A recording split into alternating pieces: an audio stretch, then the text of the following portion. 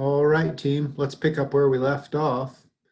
We are still in the kingdom Protista, subkingdom algae, and last lecture we looked at life cycles for Chlamydomonas and Ulva. And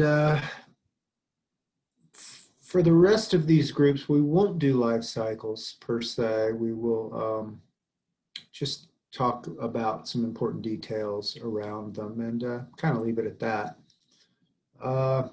Including human relevance, obviously. So this next group is called the brown algae. And this group is a group of organisms that's entirely marine. They're very marine and plant-like. Plant-like meaning they have very distinctive root-like structures called a holdfast. And then they have this very distinctive blade.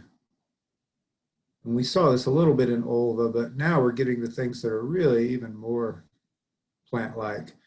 Another thing that is a distinctive feature of them that we'll see is sometimes they'll have air bladders that are these little balls that allow that they can take air in, and it allows them to sort of rise and fall with the tide. So that's one of the things that we'll see. They're very common in marine ecosystems. They're very important in marine ecosystems. The brown comes from their color. They have different combinations of chlorophyll A and chlorophyll B and some other pigments which give them sort of a brownish color. Okay. One of the most important things I can tell you about them is that they're an important source of food. If you have ever eaten a seaweed salad at the Asian restaurant, then you have eaten a brown algae. Some examples include kombu, and nori. If you've eaten sushi, the green roller, the wrapper of sushi is called nori, and it's a brown algae, a kelp. Kelp is a common name of all browns. Also wakame. These are, just different names. These are probably Japanese words for names of these different types of kelps. And it's an important food source. It used to be primarily an important food source in Asia, but now, with the advent of the popularity of sushi, you can see it all over the world, certainly in the United States. In addition to that, these are the largest of all the algae.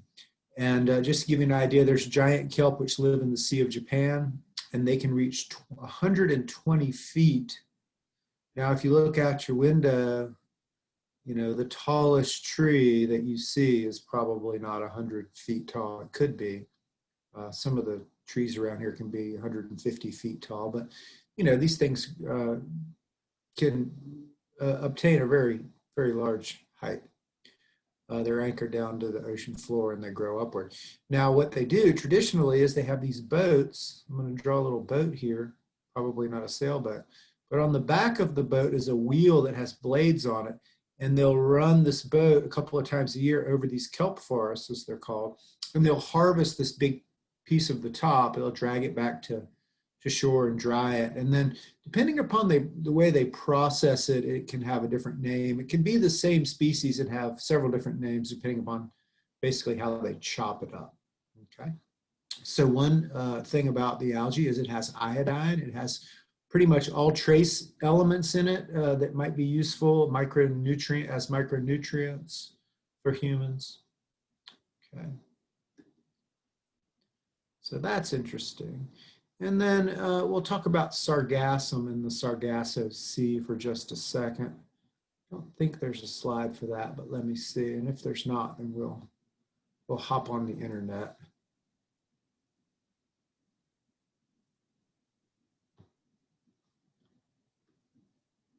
Oh, there you go. There's a nice picture of a large kelp. The largest kelps in the United States occur off the coast of California, up into Oregon. And I wouldn't be surprised if that wasn't where this photo was taken. Okay, so let's just pop on. Let's pop on real quick to If you look at sargassum, this is one you might have seen floating around if you're on the coast of South Carolina or North Carolina even.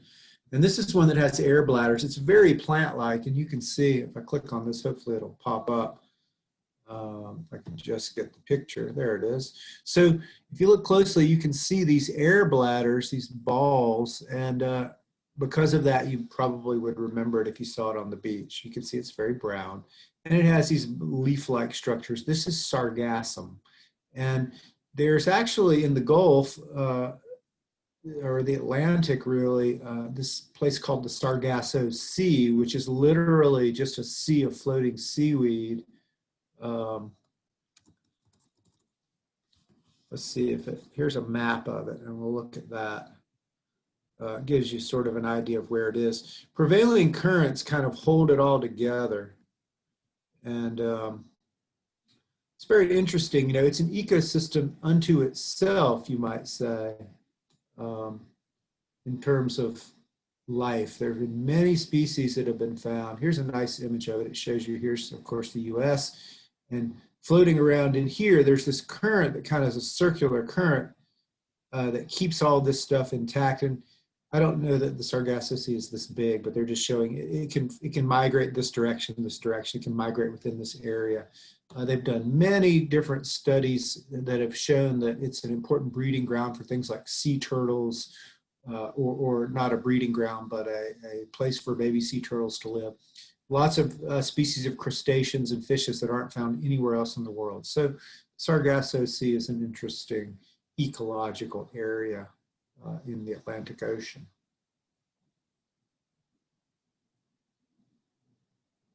Okay.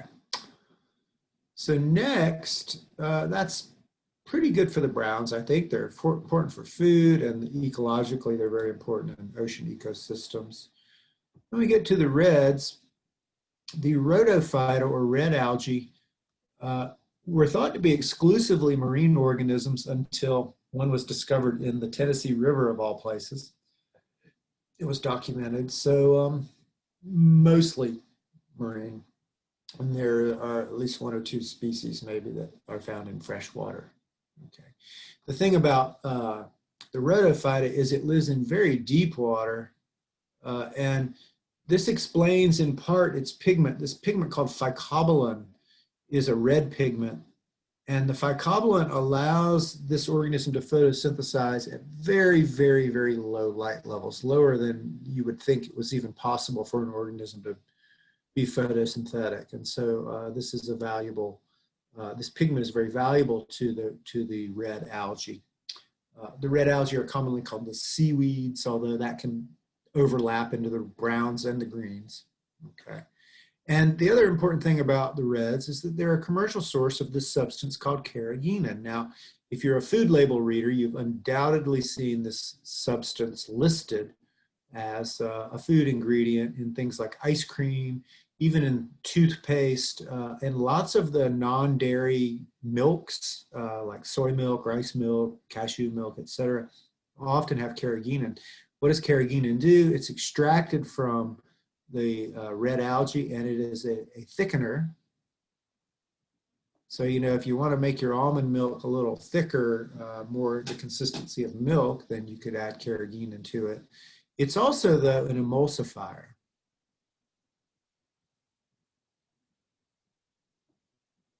And this emulsifier, what does this mean? Emulsifier, it means that it's really good at keeping all the ingredients mixed together. So if you think about ice cream, for example, there's a bunch of ingredients mixed together and then it's frozen. And you know, cheaper ice cream often uses gelatin as an emulsifier. Doesn't really work that well. And so, you know, cheap ice cream, if you leave it in the freezer for long enough, it kind of starts to separate out. Carrageenan is an excellent emulsifier. So if you use carrageenan, stuff tends to stay mixed together better. Okay. There have been some recent thoughts about carrageenan and whether it's safe or not as a food substance. Most of the literature seems to indicate that it's perfectly safe to consume. There was a couple of articles written about how it could cause leaky gut syndrome, but I don't I don't know too much about that. So if you're interested, you could do a little research on your own. Aside from that, the reds are really pretty, y'all. They're a lovely color.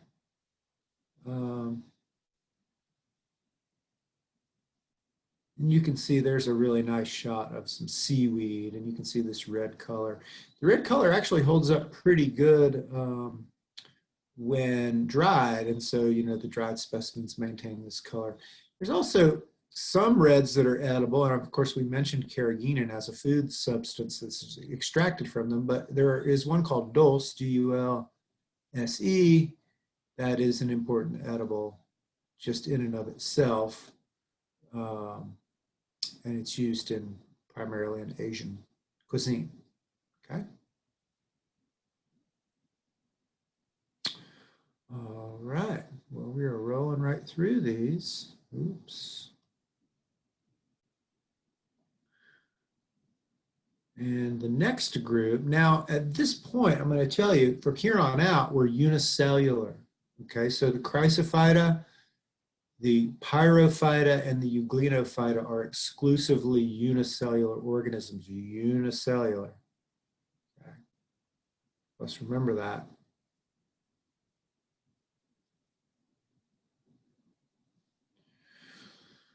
Shucks. There we go. Start using my finger to do this, maybe it makes more sense. Okay, so what does it say? Well, they're found in both marine and freshwater.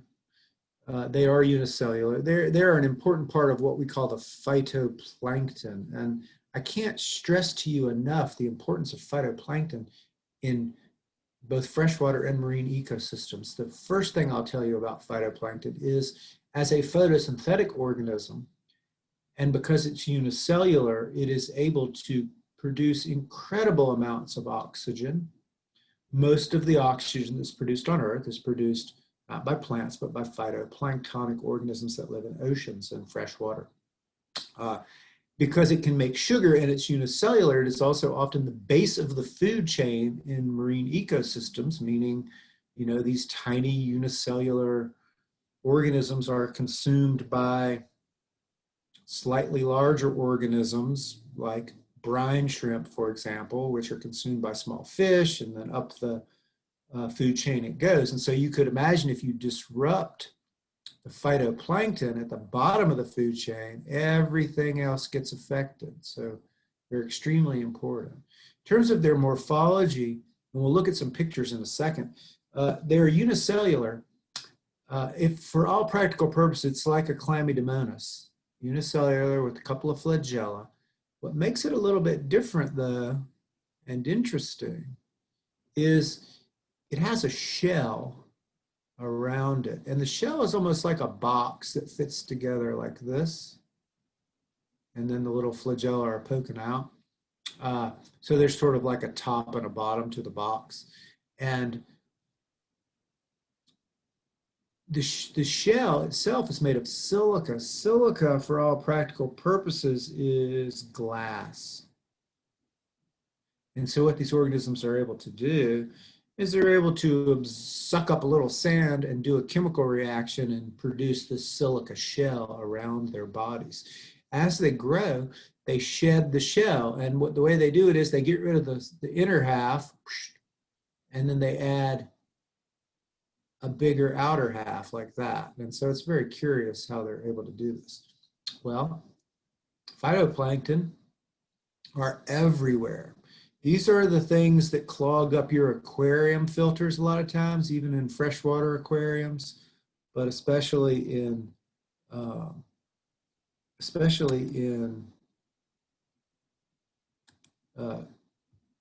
saltwater aquariums. Okay, so here are some pictures of just the shells of these organisms. And again, you can see the incredible diversity. These organisms often win electron microscopy contests, photo contests, because they're so ornate. You can see the glass shells and all the little pores that allow, you know, the light to pass through. And of course, being made of glass, the light can pass right through the glass itself as well. So you get an idea of the diversity here. Look at this one. See the copyright in there? So this is a very famous electron micrograph that someone generated. And this is nice too because it shows you the top and the bottom of the shell. Okay. So they're pretty interesting to look at microscopically. I'm sorry that we don't get to do that. And again, they do swim around. They do have flagella and they are motile. Okay. So these organisms are important. How? Because they produce lots of oxygen and because they are capable of making sugar and being the base of the food chain in water ecosystems. Okay.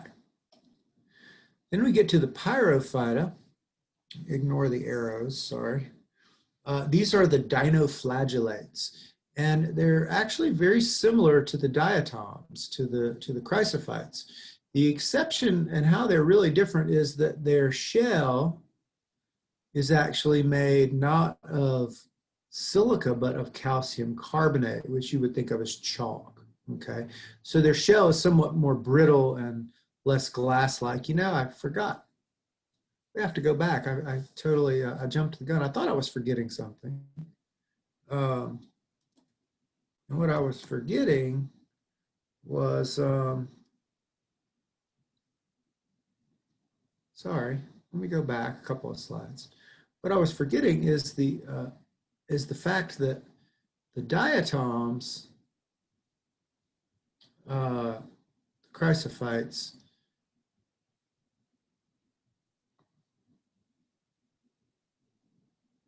are used commercially for a couple of different things.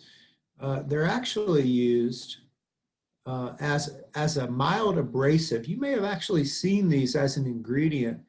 It's called diatomaceous earth, or DE. And some things that you might have seen it in, it's actually in fancy toothpaste like Tom's of Maine. And it's also in silver polish. It's used, you know, and I would imagine it's used in industry and things that need a mild abrasive. And so in the case of the Tom's of Maine toothpaste, this is a way to keep your teeth clean. It's a mild abrasive. In addition to that, and what we're talking about, the diatomaceous earth is literally just the shells of these organisms crushed up, and it's a mined substance. They dig it up out of the ground. Okay. So there's that. Now, in addition to that, it's, believe it or not, used as an insecticide. And diatomaceous earth is very effective as an insecticide on all soft-bodied things.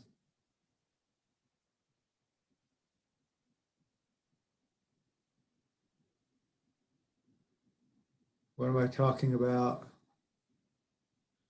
Say soft-bodied organisms like slugs,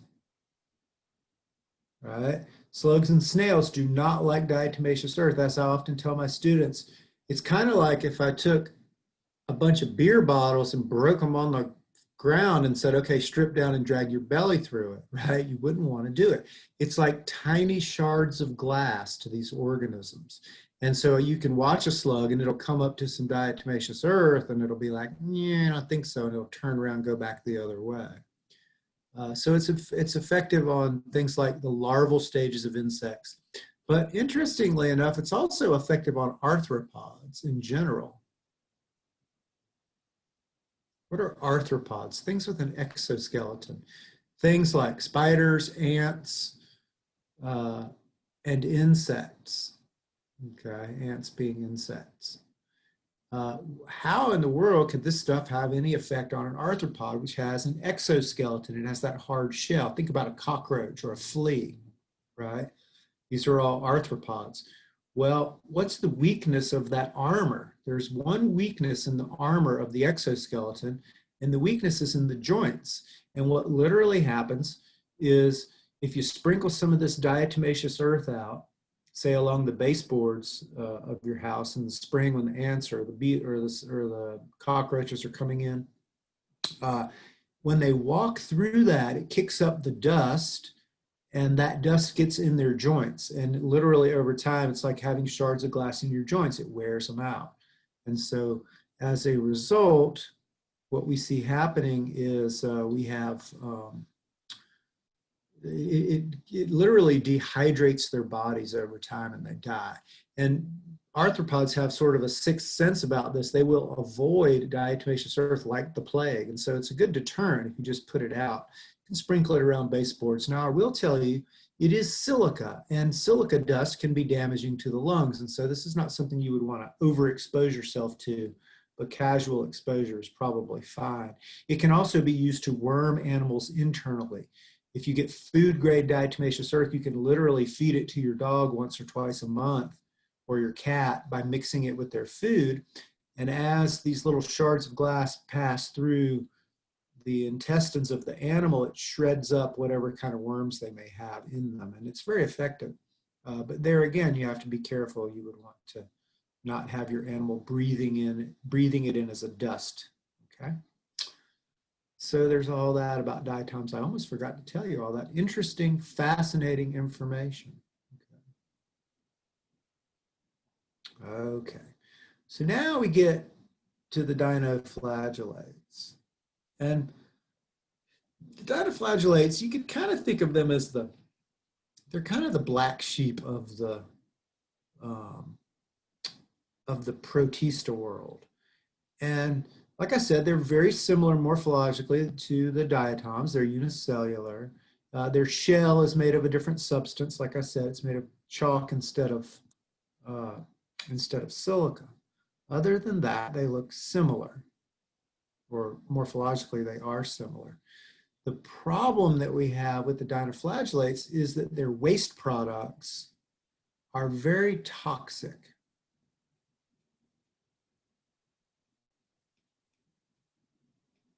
And so what this leads to ultimately is what we call red tide.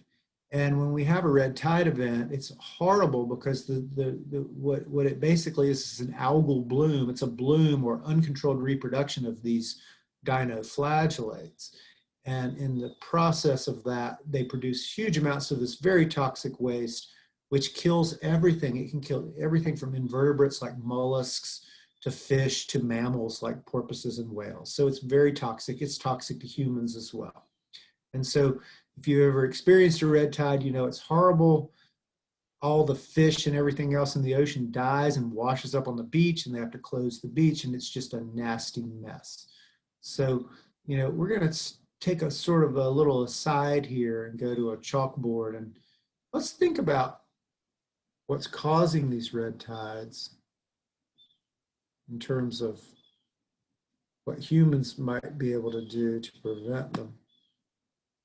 Okay. So there's a sequence of events that occurs when we have a red tide of these dinoflagellates. And this is a good kind of discussion question if you think about it. You know, what causes a red tide? Well, we know that the organism involved is the dinoflagellate, and that there are different species of them. Probably one of the most notorious one is called Pfiesteria, and Pfiesteria is the one that's actually killed humans up in the northern reaches of the US, where they do a lot of lobster fishing. And so we'll talk about Pfiesteria. The P is silent, kind of like pneumonia, Pfiesteria, it's just Pfiesteria, okay? So it turns out that there is one nutrient, and it's a macronutrient. And this one macronutrient ends up being the limiting nutrient in marine ecosystems in our oceans. It's a macronutrient, so that means it's either N, P, or K. And it turns out that nitrogen is the limiting nutrient of marine ecosystems. There's plenty of every other nutrient except nitrogen. And so what actually can trigger this uncontrolled reproduction in these dinoflagellates is a point source of nitrogen. Okay, now we think about where can this point source of nitrogen come from? Because there must be some source of it. It's almost always due to humans, believe it or not. And I would imagine prior to humans kind of taking over the planet, there weren't these red tide events, or at least not to the extent that we have them now. What are point sources of nitrogen? Agriculture, right? Synthetic fertilizer. Now, here's the thing about synthetic fertilizer is it's completely water soluble most of the time. Ammonium nitrate, for example, is 100% water soluble. And so what that means is when you lay that ammonium nitrate out, if we have a heavy rain, it goes into solution, and wherever the water runs, the fertilizer goes. They did a study with the tobacco farmers back in the day, and they found, they were curious, how much of the nitrogen that these tobacco farmers are laying down actually ends up in the tobacco plant. Less than 20%. The rest of it runs off into the creek. Okay, so synthetic fertilizer, being that it is water soluble and designed that way, is a big problem for point sources of nitrogen. In addition, things like golf courses use a lot of synthetic fertilizer because, of course, the ball is white and the grass is supposed to be very green, right? And so in places like Florida or even off the coast of South Carolina where there are lots of golf courses, this can be a problem. Okay. What other point sources of nitrogen are there? Well, there's really only one other place that nitrogen comes from naturally, and that's also has to do with agriculture. And I'm going to say, animal husbandry, right? Raising animals. Large-scale agriculture where you raise animals. And where we live, the big culprits are pork and poultry. I don't know if you were aware of this, but guess what North Carolina holds the record for? Pork production. Go to the coastal plain of North Carolina. This is the pork belt. This is where more pork is produced than anywhere else, literally in the world per capita, okay? And guess what? There's no legal limit to how many pigs a North Carolina pig farmer can cram on an acre of land. There's no regulation. However many he or she thinks they can cram onto an acre of land, it's perfectly legal. And this is one of the reasons why we have the industry, because there aren't a lot of regulations. What do they do with the waste? Well, what happens to the waste is typically they flush it into a holding pond, and this holding pond is typically just a cement-lined basin like this, and they just fill it with pig poop, right? Well, when it gets full, the idea is you move on to the next pond and you let the water evaporate, and then you can use it as fertilizer, spray it on the fields. Well, that's all fine until there's a flood, right? And when there's a flood, the water comes in and the poop goes out the other side. And this is a very large point source of nitrogen. And we see red tide events occurring after hurricanes and other flood events, okay?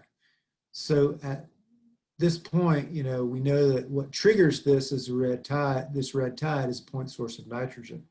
And then we're going to say algal bloom occurs. And an algal bloom is literally just uncontrolled reproduction in these organisms, right? And it's unsustainable. And so the complications of a red tide event are twofold. One, toxic waste. And then when they all die, nitrification. Because what literally happens is they reproduce at such a fast rate that they can't possibly be sustained, and then they sort of mostly all die back. And when they mostly all die back, they re-release that nitrogen. It can trigger another red tide. So this is a big time issue, especially when people are dying. Now, what about Pfiesteria? Well, there was back in the 80s, there were some strange things happening in the Hudson Bay region where the lobster fishermen resided. And what was happening was these lobster fishermen were having all these weird neurological issues. They could not figure out what was going on, but they felt like it had something to do with their jobs as lobster fishermen. And so some scientists went down there and collected some water samples, and they found this dinoflagellate called Pfiesteria in the water. They had never seen this organism before. They took it back to their labs.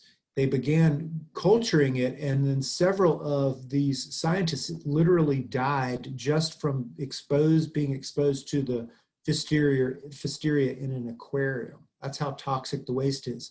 It's this very strange toxin that can pass right through the skin, and so if you're just in the water, it can get through your skin and into your body.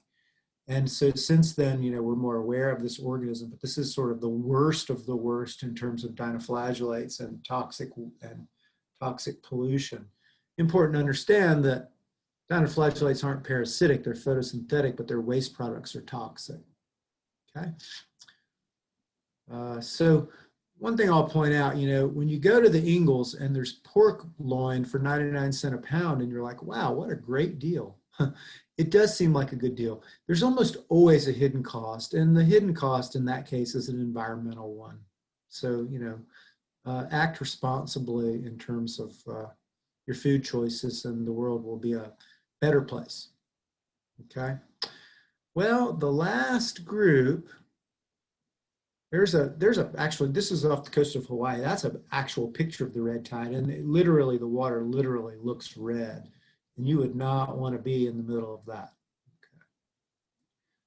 There's a picture of the pyrophytes, and you can see these are some less toxic ones. Serratium is one that we often look at in lab, and then there's Peridinium. And you can see they have this sort of armored chalk shell, calcium carbonate shell, with some flagella protruding out. One of the things that's very distinctive on them, and since we're not going to get to look at these under the microscope, I'll point it out. They have this flagellar groove. It's this little groove right here.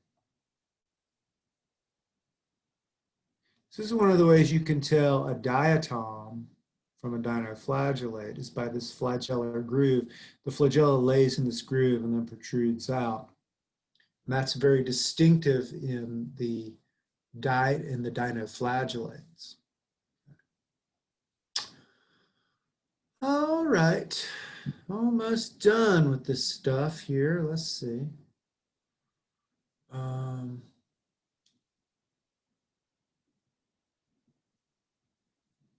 learning my lesson, y'all. I'm using my finger now. It works a lot better. Touch screen and all.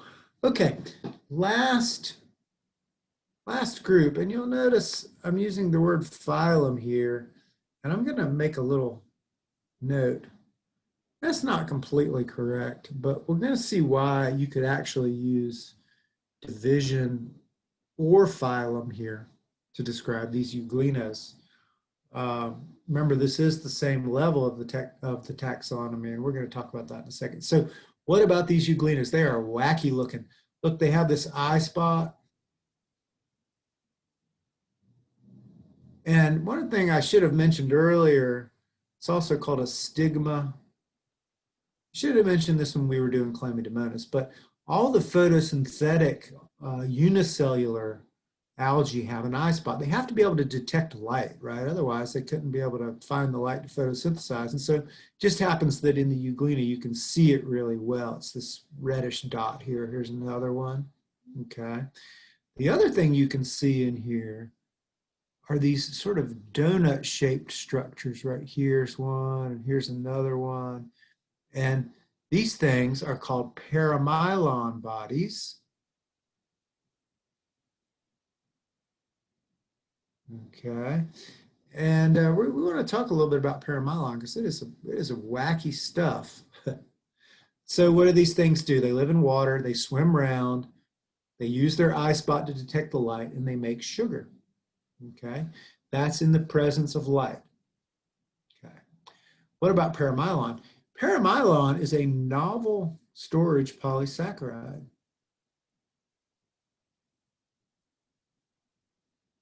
What in the world am I saying? A novel storage polysaccharide. What is a storage polysaccharide? Let's start there. Well, what's the storage polysaccharide in plants? Starch. It's how plants store their excess glucose. What's the storage polysaccharide in animals? Glycogen, right? Pretty much all living things either use starch or glycogen as a way to store sugar, except this wacky guy, Euglena, who uses its own novel polysaccharide that it just makes up, and it's called paramylon, and it's very similar to starch and glycogen, but slightly different. And so this organism has somehow evolved to make its own.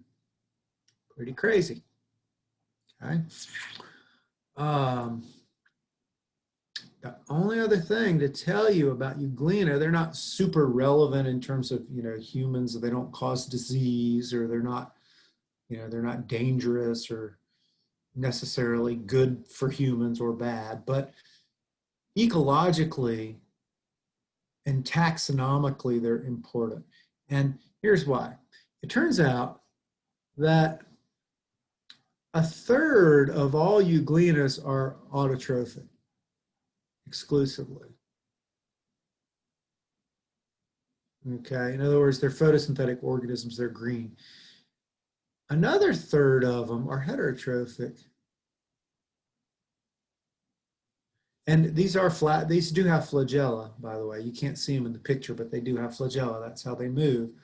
So now, here's the thing. If they're heterotrophic, they don't make sugar. And if they're flagellates and they're heterotrophic, they should be in the Mastigophora, right? Except that everything about them is just like the autotrophic Euglenas. They make the paramylon, their morphology is the same. It's all the same, they just don't make chlorophyll. Okay, so we keep them in the Euglenophyta because of that. Now that's only 2/3. What about the other third? Well, guess what? A third of these can do both. In other words, if you put them in the light, they develop chlorophyll and they photosynthesize. If you put them in the dark, the chlorophyll goes away and they start eating stuff. So they do have a contractile vacuole, a way to basically eat. Okay, so check it out. Now we have a link between what? The protozoa and the algae. Hot dog, that's what we've been looking for, right? A link between the protozoa and the algae. And that link comes in this third of the species of Euglena that can be heterotrophic or autotrophic depending upon the environment. You give them light, they're happy to make sugar. If you take the light away, they're happy to look for stuff to eat. So that's pretty convenient.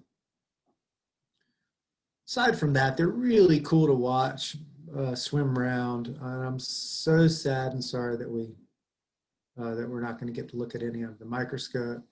But they're fun. They're fun to watch. Okay, so if you get the urge, you can spend a little bit of time online looking up the Euglenas and watching them swim around in videos. Okay. Well, that is the end of the lesson. And that completes the unit, which covers bacteria, viruses, and the kingdom Protista, including the subkingdoms Protozoa and algae. I hope you've enjoyed the lecture, and I hope you've learned something interesting today. And I'll see you next time. Bye-bye.